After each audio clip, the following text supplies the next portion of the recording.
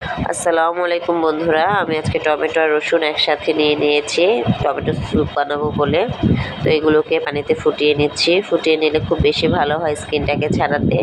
তো ফুটিয়ে নিলে স্যুপটা বেশি মজাও হয়। তো এগুলোকে আমি স্কিন ছাড়িয়ে এখন ব্লেন্ডারে ব্লেন্ড করে নেব রসুন আর টমেটোগুলোকে। আর এক পাশে নিয়ে নিয়েছি দুটো ডিমকে লবণ দিয়ে ভালোভাবে ফেটে নিতে হবে। টমেটো স্যুপ কিন্তু আমাদের স্বাস্থ্যের জন্য, চোখের জন্য, ত্বকের জন্য খুব উপকারী। রান্নার পরে এটার পুষ্টিগুণ অনেক বেড়ে যায় টমেটোর। তো এই যে এখন আমি ওই যে পিউরিটাকে পরিমাপ মতো পানি দিয়ে ফুটিয়ে নিচ্ছি আবারও কিছুটা লবণ দিয়ে। তো এখন হচ্ছে ওই যে ফেটানো ডিমটাকে অল্প অল্প করে দিচ্ছি। একবারে দিলে মিশে যায় অথবা জমাট বেঁধে যায়, কিন্তু আপনারা যদি চামচ দিয়ে অল্প অল্প করে দেন তাহলে প্রত্যেক বাইটে একটা ডিমের মানে আস্তে আস্তে একটা ডিমেরই পাবেন, ফ্লেভার পাবেন, মুখে লাগবে, খেতেও ভালো লাগবে। তার জন্য আমি এভাবেই দিই। তো এই যে এখন আবার এক হাত দিয়ে ডিম দেবো আর আস্তে আস্তে করে নাড়বো, অল্প অল্প করে দেবো আর নাড়বো।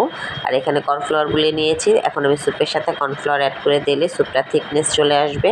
এই স্যুপটা যেমন দ্রুত হয়ে যায়, তেমন স্বাস্থ্যকর, তেমন মজা। তো বাসায় একবার হলেও বানিয়ে ট্রাই করবেন।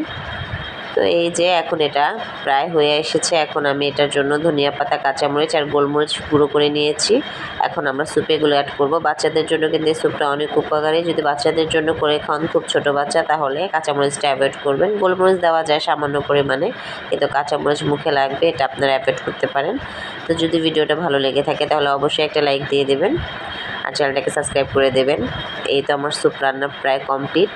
এখন গরম গরম পরিবেশনের পালা।